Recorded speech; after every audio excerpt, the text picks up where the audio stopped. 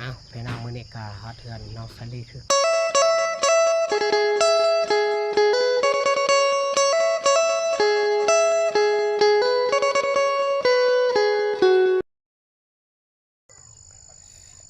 อ้าวพ่อแม่พี่น้องมือเนกาเบาเลงฮอด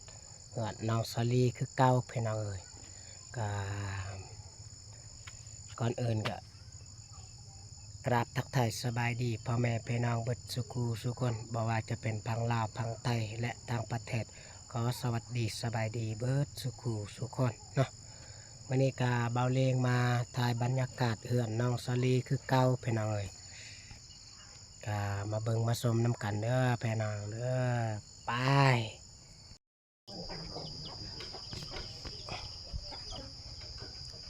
เอาพี่น้องมื้อนี้กาฮอดเหือนน้องซาลีคือเก่าพี่น้องมื้อนี้เบาเลงมาถ่ายบรรยากาศแถวเหือนน้องซาลีพี่น้องเอามื้อนี้กามาเบิ่งน้องแม่ซาลีเฮ็ดเป็นพี่น้องเอาพี่น้องมื้อนี้กามาเบิ่งน้องซาลีเนาะสวยเก่าพี่น้องโดยสบายดีบ่าวลิงโดยสบายดีพ่อแม่พี่น้องและผู้ใหญ่ใจบุญและ FC ทุกท่านหรือว่าอยู่พังลาวพังไทยและต่างประเทศและคนอยู่ในบ้านก็ขอสวัสดีสบายดีเด้อเบิร์ดสุขูสุขคนโดยพี่น้องมื้อนี้กาเบาเลียงสิถามแม่อ๋อเฮ็ดแกงพี่น้องแกงหยังบ่อันนั้นผักกูดผักกูดอ๋อ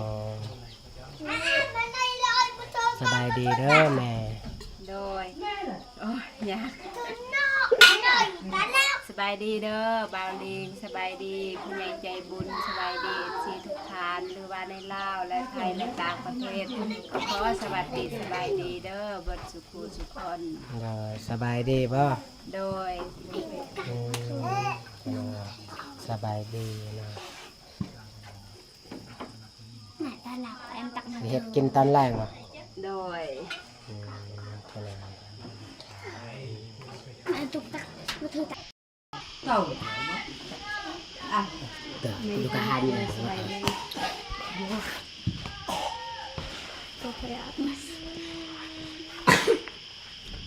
เอามาเน่เบามาเน่กับเบาเลียงสิถามน้องกับแม่กันเลยสบายดีเด้อน้องสลีโดยสบายดีเบาลิงโดยสบายดีพ่อแม่พี่น้องและผู้ใหญ่ใจบุญและ FC ทุกท่านหรือว่าอยู่พังลาวพังไทยและต่างประเทศและคนอยู่ในบ้านก็ขอสวัสดีสบายดีเด้อเบิร์ดสุขูสุขคนโดยสบายดีเบาลิงสบายดีพ่อแม่ผู้ใหญ่ใจบุญสบายดี FC ทุกท่านหรือว่าในลาวและไทยและต่างประเทศก็ขอสวัสดีสบายดีเด้อเบิดสุขุสุขคนโดยกินข้าวกินน้ำแล้วป่ะโดยได้ยังกินชิ้นหมูบ่าวอนงซื้อมาให้นั่งกินแม่กินแล้วเป็นอะไรกินข้าวกินน้ำแล้วเป็นอะไรมื้อนี้กาเบาเลี้ยงสิมาเงินคำดำแก้วเป็นอะไรทางพออรุณอ่อนมาให้ทางเบาเลี้ยง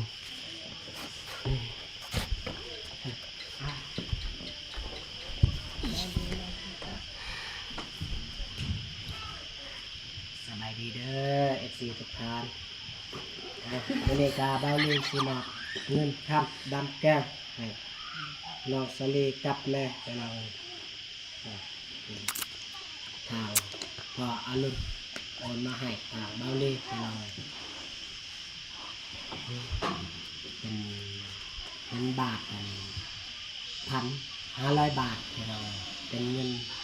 กีบเฮากับ800,000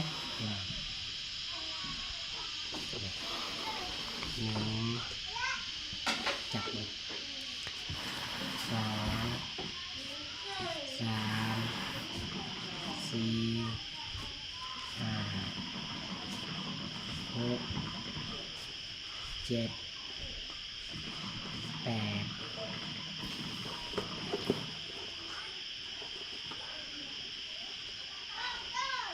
800,000ใช่ไหม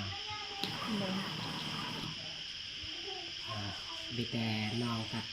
แม่อยากซื้อยังก็ สิแนวจำเป็นเด้อ โดย อืมถ้าเขาบ่มีก็สิเข้ากินให้เขาหมดอัน โดย เอามีแต่แนวนั้นอันมีแต่ขอบคุณอันทางพออรุณเด้อ โดย เซรีส์ โดย เอา โดยก็ขอขอบคุณทางพอซีรีส์โดยที่ส่งเงินมาทางเบาเลียงมาให้ซื้อแนวกินแนวยาเข้าและอื่นๆที่จำเป็นก็ขอให้พออยู่ดีมีแห้งความเจ็บบ่ให้ได้ความไข้บ่ให้มีโดยขอให้พออยู่ดีมีแห้งความเจ็บบ่ให้ได้ความไข้บ่ให้มีขอให้หันมีให้ร่ำให้รวยเห็นแห้งปังๆตลอดศาสตร์ตลอดปีอย่าเจ็บอย่าจนเด้อพอเด้อหรือว่าปรารถนาสิ่งใดก็ขอให้ได้สิ่งนั้นสมการปรารถนาไปใส่มาใส่ก็ขอให้มีแต่คนฮักคนหอมนอนให้ได้เงินหมื่นตื่นให้ได้เงินแสนสมการปรารถนาไปที่หอดจอดที่ถึงหรือว่าเฮ็ดธุรกิจงานอีหยังก็ขอให้ราบรื่นทุกศาสตร์ทุกปีเด้อพอเด้อขอให้พ่อเศร้าเจ็บไว้เด้ออันดูกันเป็นกำลังใจให้เด้อพอสู้ๆเด้อพอนะสาธุ ก็ขอขอบใจได้หลายเด้อทั้งพออารุณสิริที่โอนเงินให้ทางบาวลิงมาเป็นสะพานบุญและโอนให้เงินทางบาวตูนทางทีมงานที่พอบ่เคยทิมบ่เคยปะน้องชาลีกับแม่ชาลีก็ขอขอบใจขอให้ทางพ่อสุขภาพแข็งแรงความเจ็บอย่าสุใดความไข้อย่าสุมีขอให้หังให้มีให้ร่ำให้รวยทุกปีทุกศาสตร์เด้อพอเด้อเฮ็ดธุรกิจยังงานยังก็ขอให้ราบรื่นเฮงๆปังๆนอนให้ได้เงินหมื่นตื่นให้ได้เงินแสนสมการพัฒนาความเจ็บอย่าสุใดความไข้อย่าสุมีเด้อพอเด้อขอให้ร่ำให้รวยแห้งๆปังๆเด้อพอเด้อสาธุขอบใจหลายๆเด้อบาวลิงที่มาเป็นสะพานบุญให้ที่มาอัปเดตที่มาให้เงินคำดำแก้วที่มาดูแลมาซอยเวียกซอยงานก็ขอบใจหลายๆขอให้บาวลิงพัฒนาสิ่งใดให้ได้สิ่งนั้นสมการพัฒนาความเจ็บอย่าสุใดความไข้อย่าสุมีขอให้หักให้มีให้ร่ำให้รวยและบาวลิงเด้อสาธุ แม่เอ็นตึงขอขอบคุณทางพออรุณเซรีส์ที่โอนเงินมาให้ทางเบาเลงมาสะพานบุญแม่กับน้องฟาลีในครั้งนี้ก็ขอให้พ่อความเจ็บอย่าสู้ใดความไข้อย่าสู้มีขอให้หังให้มีให้ร่ำให้รวยให้แห้งปังๆตลอดปีตลอดชาติความขอบครัวเด้อกับขอบใจทางFC ทุกท่านที่มาสปอร์ตสองเบาลิงชาแนลไม่ว่าจะเป็นทางลาวทางไทยและต่างประเทศครับอยู่ดีมีแห้งความเจ็บยาสูใดความไข้ยาสูมีพัฒนาสิ่งใดก็ให้ได้สิ่งนั้นให้มีให้ร่ำให้รวยแห้งๆปังๆตลอด